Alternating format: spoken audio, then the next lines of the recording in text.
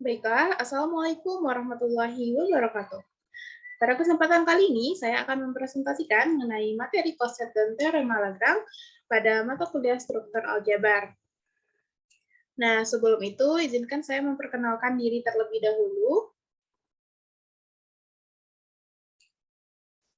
Perkenalkan, nama saya Rizka Fadila dengan NIM 2002979 dari Prodi Pendidikan Matematika, di mana presentasi ini merupakan tugas akhir dari mata kuliah struktur aljabar dengan dosen pengampu Bapak Dr. Andes Hendra Syarifuddin, MSI, PhD. Nah, pada kesempatan kali ini saya akan membahas dua subtopik. Yang pertama itu adalah koset dan yang kedua adalah teorema Lagrange. Langsung saja kita masuk kepada subtopik pertama yaitu koset, di mana di sini akan dijelaskan mengenai definisinya serta teorema-teorema yang ada pada koset. Masuk ke yang pertama itu teorema 1. Nah, misalkan G adalah sebuah grup dan H subgrup dari G, didefinisikan relasi L dan relasi pada G dengan aturan. Nah, untuk yang pertama itu A relasi LB, jika dan hanya jika A inverse B elemen dari H. Nah, yang kedua, A relasi dari R, B, jika dan hanya jika AB A dikali B inverse adalah elemen dari H. Maka relasi R dan relasi L merupakan relasi ekuivalen. Nah, di sini merupakan pembuktiannya. Coba perhatikan relasi L. Nah, karena relasi tersebut merupakan relasi yang ekuivalen, maka terbentuk partisi pada grup G. Kelas ekuivalensi atau sel yang memuat A itu dinamakan dengan A kali H, sehingga diperoleh AH sama dengan himpunan dari X elemen G, di mana X relasi L dari A. Nah, AH berarti sama dengan himpunan dari X elemen G, di mana X inverse dikali A itu elemen H. Sehingga AH itu sama dengan himpunan dari X elemen G, di mana X inverse dikali A itu sama dengan H0 untuk suatu H0 elemen H. AH sama dengan himpunan dari X elemen G, di mana A inverse dikali X sama dengan H0 inverse. Nah, untuk suatu H0 elemen H. Nah, sehingga AH sama dengan X elemen G, di mana X sama dengan A dikali H0 inverse untuk suatu H0 elemen H, sehingga AH sama dengan elemen A dikali H, di mana H elemen H. Nah, berdasarkan penjelasan yang serupa, relasi G juga menghasilkan partisi dengan kelas ekuivalensi yang memuat A adalah HA sama dengan elemen dari HA, di mana H elemen H. Kemudian kita masuk kepada definisi yang pertama. Nah, dari teorema 1, kita dapatkan kedua himpunan tersebut dinamakan koset. Nah, untuk pengertian koset itu dinyatakan dalam definisi berikut ini.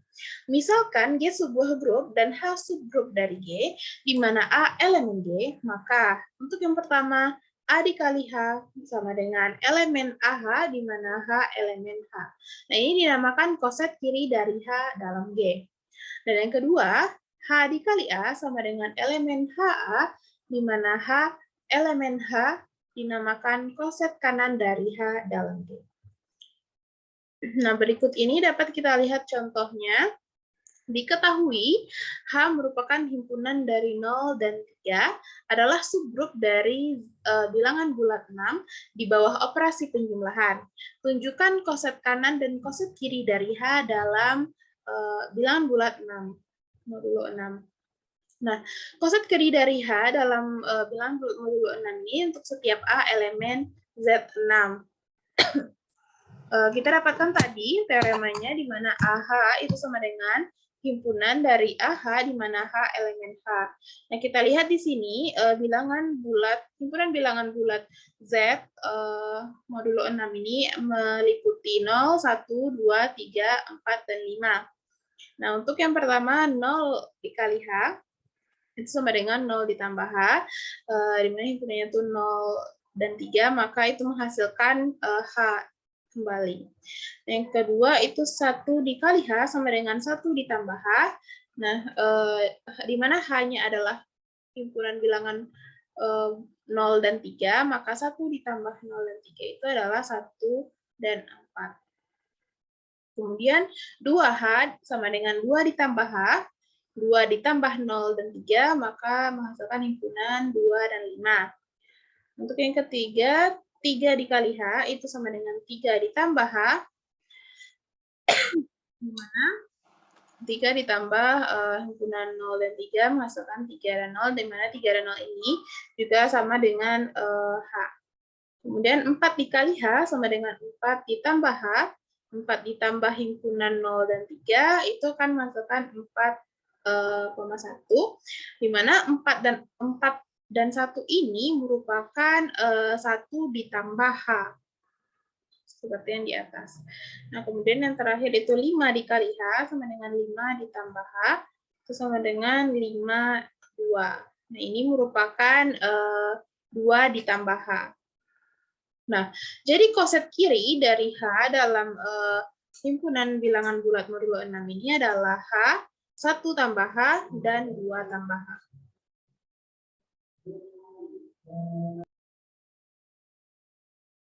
Nah, untuk selanjutnya itu kita masuk kepada koset kanan dari H dalam himpunan bilangan bulat modulo 6, di mana setiap A itu elemen dari Z6.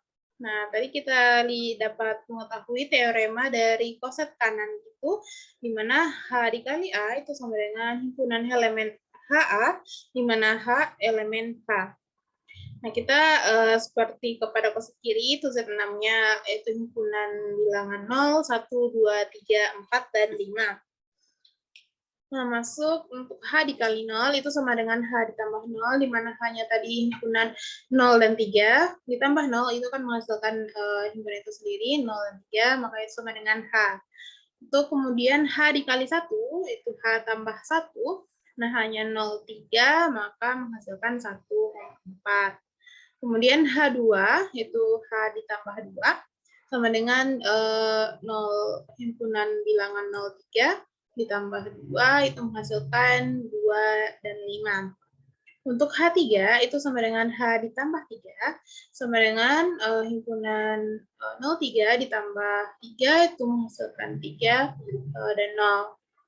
Mengapa 0? Karena kita tahu tadi bahwa bilangan bulat modulo 6 itu hanya ada 0, 1, 2, 3, 4, dan 5. Nah, untuk 3 ditambah 3 itu kan 6. Nah, sedangkan di sini tidak ada bilangan bulat 6, maka itu kembali ke awal itu 0. Kita ambil 0. Maka dia menghasilkan 3 dan 0, nah itu sama dengan H. Kemudian untuk H dikali 4, itu merupakan H ditambah 4, sama dengan 4 dan 1. Dan tadi 4 ditambah 3 itu 7, karena tidak ada 7, kita kembali ke 0, kemudian 1. Jadi didapatkan himpunan 4 dan 1 itu sama dengan 1 ditambah H. Dan untuk H kali 5, itu H ditambah 5 sama dengan langkah sebelumnya, itu akan mendapatkan himpunan bilangan 5 dan 2. Itu sama dengan 2 ditambah H. Nah, jadi koset kanan dari H dalam bilangan bulat modulo 6 ini adalah H, 1 ditambah H, dan 2 ditambah H. Nah, kita dapat melihat bahwasanya koset kanan dan koset kirinya itu sama.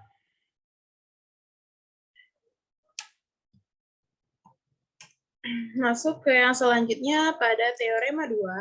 Misalkan G sebuah grup dan H subgrup dari G, maka yang pertama A dikali H itu sama dengan H jika dan hanya jika A elemen H. Nah, yang kedua, A dikali H itu sama dengan B dikali H jika dan hanya jika A inverse dikali B itu elemen H. Bagaimana pembuktiannya? Untuk yang pertama, teorema tadi bahwa AH sama dengan H jika dan hanya jika A elemen H.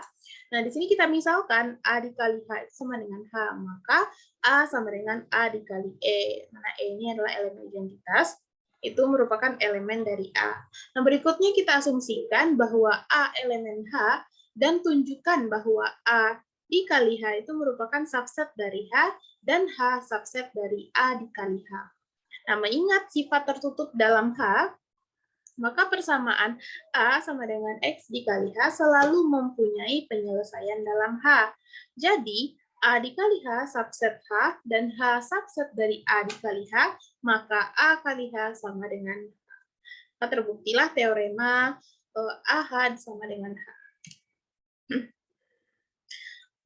Untuk yang selanjutnya, teorema A dikali H sama dengan B dikali H jika dan hanya jika A inverse dikali B elemen H. Untuk pembuktiannya kita misalkan U elemen dari H. Maka A dikali U sama dengan A di elemen dari H. Nah, karena A elemen H dan A dikali H itu sama dengan B dikali H, maka A merupakan elemen B dikali H. Nah, jadi B sama dengan A kali H untuk setiap A elemen H. Mari kita lihat di sini A inverse dikali B sama dengan A inverse dikali AH. Itu dimana kita misalkan tadi B itu sama dengan AH. Kalau kita substitusi B-nya, kita dapatkan A inverse dikali AH. Nah, kemudian kita menggunakan sifat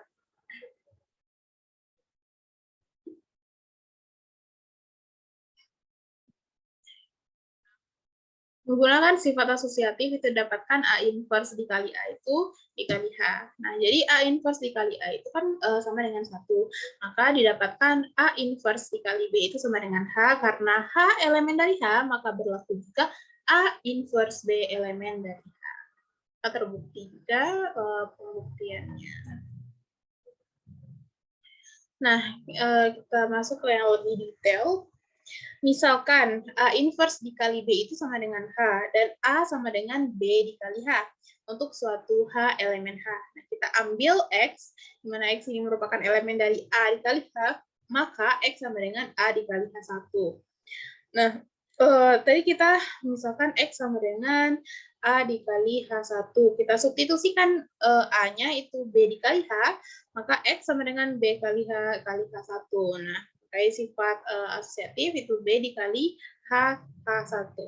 Maka H1 ini kita misalkan dengan H2 yang merupakan juga elemen dari H, maka X sama dengan B dikali H2. Nah, ini berarti X ini merupakan elemen dari B dikali H. Jadi, A dikali H itu merupakan subset dari B dikali H. Nah, kita lanjutkan, misalkan A sama dengan B dikali H, maka B itu sama dengan A dikali H inverse. Nah, untuk suatu H elemen H. Kita ambil Y elemen dari B kali H, maka Y itu sama dengan B dikali H aksen. Nah, kita substitusikan B tadi, yang mana itu B adalah A dikali H inverse, maka Y sama dengan A dikali H inverse, dalam kurung itu dikali H inverse. A dikali H inverse itu dikali H aksen.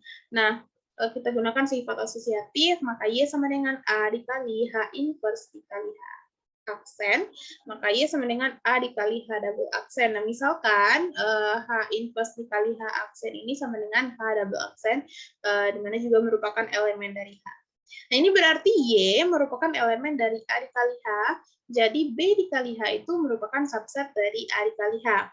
Nah, karena AH itu elemen dari BH, dan B dikali H itu elemen dari AH, maka A dikali H itu sama dengan B dikali H.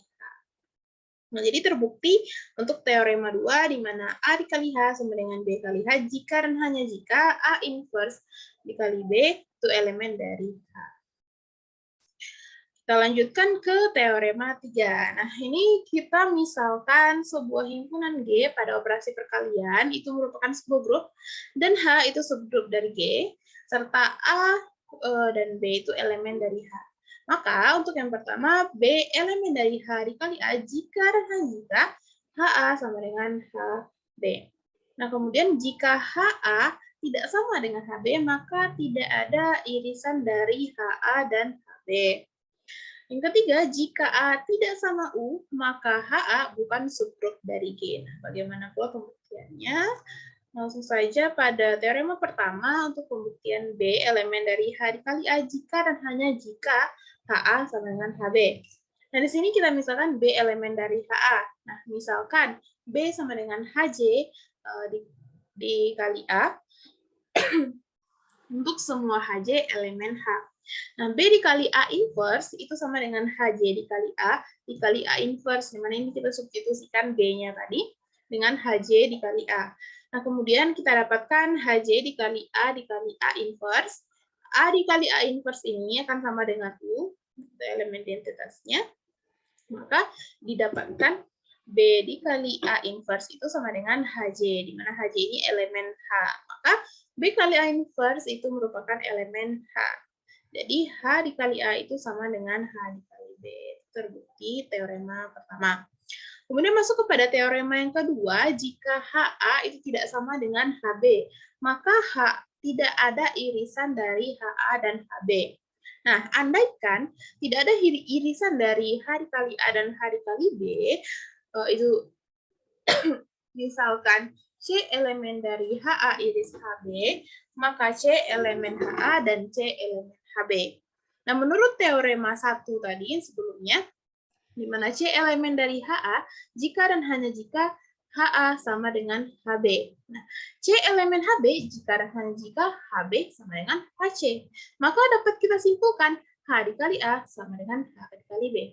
Jadi, HA iris H kali B itu tidak sama dengan itu menghasilkan H dikali A sama dengan H dikali B. Nah, ini kontraposisi dari implikasi, di mana jika HA tidak sama HB, maka tidak ada iris dari HA dan HB. Nah, ini terbukti juga untuk teorema ya. Untuk teorema yang ketiga dari teorema tadi, jika A itu tidak sama dengan U, maka H dikali A bukan subgrup dari G. Nah, HU sama dengan H. Nah, jika A tidak sama U, maka HA tidak sama dengan HU.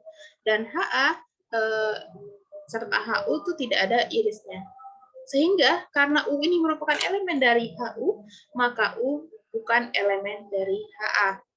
Nah, jadi HA bukan subgrup dari G karena tidak memuat elemen identitas U. Jadi terbukti ya untuk teoremanya. Nah, kita masuk kepada contoh soal. Misalkan B adalah himpunan semua bilangan bulat. Maka B dengan operasi penjumlahan merupakan suatu grup. Nah, himpunan H5 adalah himpunan semua bilangan bulat kelipatan 5. Maka H5 dengan operasi penjumlahan juga merupakan suatu grup. Di mana H5 subset dari B. Jadi H5 ini merupakan subgrup dari B. Nah, untuk koset kanan, di mana H5 dalam B untuk 4 elemen B adalah H5 dikali 4. Dan di sini kita mendapatkan B itu himpunan dan seterusnya dari negatif 2, negatif 1, 0, 1, 2, dan seterusnya. Nah, untuk H5, di mana H5 ini kan semua bilangan bulat kelipatan 5. Berarti itu dari ada negatif 10, negatif 5, 0, 5, 10, dan seterusnya. Nah, maka H5 dikali 4 itu sama dengan H ditambah 4, di mana H elemen dari H5. Nah, jadi H5 dikali 4 ini ada negatif 6, negatif 1, 4, 9, dan 14. Kemudian, untuk 3H5, di mana itu 3 ditambah H, di mana H elemen dari H5, maka 3 dikali H5 ini itu terdiri dari negatif 7, negatif 2, 3, 8, 13, dan seterusnya. Nah, jadi ini H5 dikali 4 ini merupakan koset kanan dari H5 dalam B, maka untuk koset kiri dari H5 dan B itu adalah 4 dikali H5. Ini sesuai dari teorema yang telah kita bahas pada sebelumnya.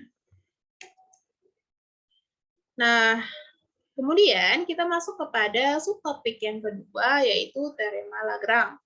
Nah, di sini juga kita akan membahas mengenai definisinya, teoremanya, serta contoh dari teorema Lagrange itu sendiri. Nah, untuk yang pertama itu adalah teorema 4, yaitu jika H merupakan subgrup dari G, maka setiap koset kiri dan koset kanan dari H mempunyai banyak elemen yang sama dengan H. Memperhatikan bahwa grup G itu terpartisi atas koset-koset kiri dan kanan dari subgrup H, dan juga berdasarkan teorema 4 ini, kita akan dapat menyatakannya pada teorema 5. Apa itu teorema 5? Teorema 5 ini merupakan teorema Lagrange. Nah, jika G merupakan grup berhingga dan H subgrup dari G, maka order dari H membagi order dari G sebesar banyaknya koset kiri maupun koset kanan dari H. Nah, di sini ada pembuktiannya. Kita misalkan A itu elemen G. Didefinisikan fungsi f H menuju A dikali H.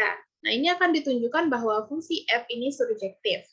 Nah, kita misalkan X elemen A dikali H, maka X sama dengan A kali H. Nah, untuk suatu H elemen H.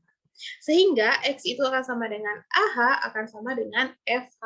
Jadi, F ini surjektif atau ada. Kemudian kita misalkan FH1 itu sama dengan FH2 merupakan elemen dari A dikali H. Maka AH1 akan sama dengan AH2, di mana H1 sama dengan H2. Nah, jadi F juga bersifat injektif. Nah, karena F tadi bersifat surjektif dan juga injektif, maka F itu akan bersifat bijektif. Nah, akibatnya banyaknya H, himpunan H ini akan sama dengan A dikali H. Nah, ini berarti semua koset kiri dan H berorder sama dengan H. Nah, karena koset-koset kiri membentuk partisi di G, maka G-nya G itu kelipatan H atau H membagi G. Nah, jadi order dari H itu membagi order dari G sebesar banyaknya koset kiri maupun koset kanan dari H. Nah, kemudian kita lanjutkan pada teorema 6, ini merupakan akibat dari teorema Lagrange, di mana setiap grup yang berorder prima adalah siklik. Bagaimana pula itu? Untuk pembuktiannya, kita misalkan G itu satu grup dengan identitas E, elemen E, dengan order grup itu sama dengan P, itu bilangan prima, di mana P ini bilangan prima. Nah, kita ambil A elemen G dengan A itu tidak sama dengan elemen E. Nah, bentuk subgrup siklik dari order A, maka order A mempunyai paling sedikit dua elemen, yaitu E dan A sendiri.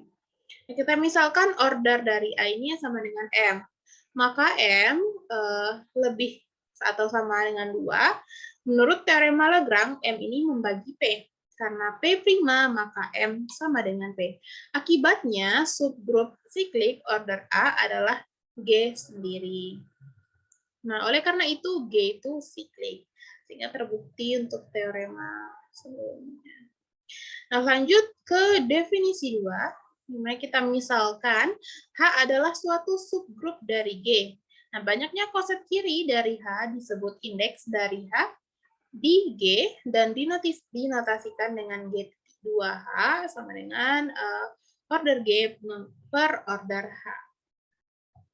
Atau indeks dari H dalam G. Nah, untuk penjelasannya, indeks H dalam G itu dapat bernilai hingga dan tak hingga.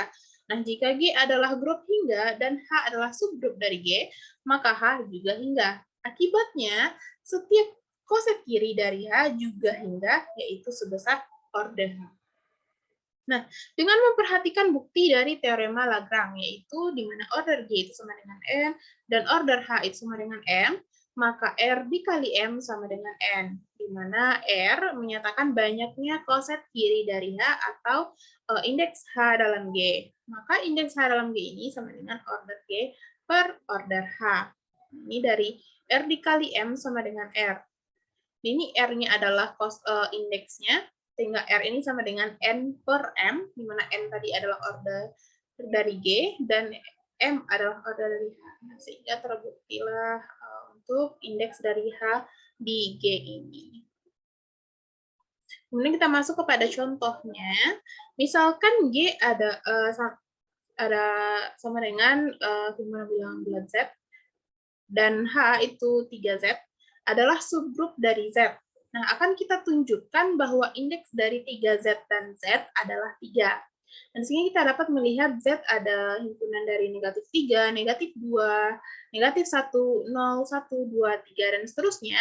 Nah, untuk 3Z itu adalah 3 dikali himpunan Z ini, maka menghasilkan negatif 9, negatif 6, negatif 3, 0, 3, 6, 9, dan seterusnya.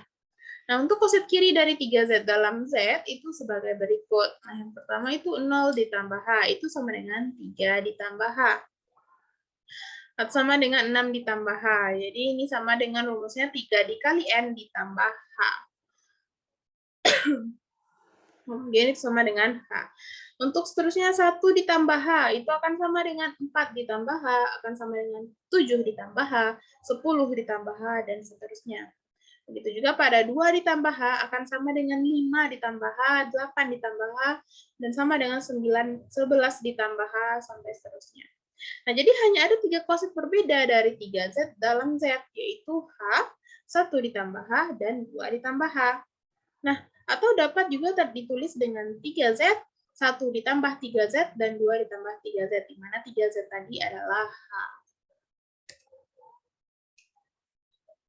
Kemudian ada contoh 2, misalkan G ini adalah himpunan dari 1, 2, 3, 4, 5, dan 6 dengan operasi perkalian bilangan bulat modulo 7 merupakan grup. Nah, H ini himpunan dari 1, 2, dan 4, ini adalah subgrup dari G. Nah, indeks dari H dalam G itu adalah, nah, kita lihat berdasarkan definisi 2 tadi, didapatkan bahwa order dari G itu sama dengan N atau sama dengan 6, kemudian order dari H itu sama dengan M atau sama dengan 3, maka indeks dari H di G ini kan sama dengan N per M atau order G per order H. Nah, di sini jadinya sama dengan 6 per 3 atau sama dengan 2. Nah, jadi banyaknya indeks dari H dalam G ini adalah 2. Kemudian masuk kepada definisi 3, definisi terakhir, jika G suatu grup dan H adalah suatu subgrup dari G, maka indeks dari H dalam G adalah banyaknya koset kanan yang berbeda dari H dan ditulis indeks H di G. Jika G suatu grup berhingga, maka indeks H di G ini adalah sama dengan NG per NH, di mana NG ini banyaknya order G dan NH banyaknya order. Nah, contohnya, jika G ini adalah grup siklik dari A, adalah grup atas penjumlahan bilangan real. Nah, NG sama dengan 10, dan H adalah subgrup dari G dengan generator A kuadrat. Tentukan semua koset kanan H dan dalam G serta indeksnya. Nah, jadi karena A ini adalah generator dari G, dan banyak anggota G ini adalah 10, maka dapat ditulis G ini adalah himpunan dari A kuadrat, pangkat 3, seterusnya A pangkat 9, A pangkat 10, ini merupakan elemen E. Sedangkan H ini A kuadrat, A pangkat 4, A pangkat 6, A pangkat 8, A pangkat 10, ini merupakan E. Nah, dengan menggunakan teorema H dikali X sama dengan H, jika dan hanya jika X ini elemen H, maka diperoleh H A kuadrat sama dengan H A pangkat 4, sama dengan H A pangkat 6, sama dengan H A pangkat 8, dan sama dengan H A pangkat 10. Nah, selanjutnya H dikali A ini himpunannya ada A pangkat 3, A pangkat 5, A pangkat 7, A pangkat 9, A pangkat 1. Pada H dikali A pangkat 3 itu ada A pangkat 5, A pangkat 7, A pangkat 9, A pangkat 1, A pangkat 3, dan seterusnya. Jadi diperoleh H dikali A ini akan sama dengan H dikali A pangkat 3, akan sama dengan H dikali A pangkat 5, sama dengan H dikali A pangkat 7, dan H kali A pangkat 9. Nah, ini kita bisa melihat dari himpunannya, itu di mana ada A pangkat 3, ada A pangkat 5-nya, sampai ada A pangkat 7, A pangkat 9, dan A. Nah, jadi ada 2 koset kanan berlainan dalam G. Nah, berarti indeksnya adalah 2. Atau ini berdasarkan rumus pada definisi tadi, itu indeks G dalam H ini merupakan NG, itu banyaknya G adalah 10, kemudian banyaknya anggota H ada 5, maka 10 per 5 itu akan sama dengan 2. Maka demikian saja yang dapat saya sampaikan mengenai materi koset dan teorema Lagrange ini. Semoga dapat dipahami. Terima kasih atas perhatiannya. Saya sudahi. Wassalamualaikum warahmatullahi wabarakatuh.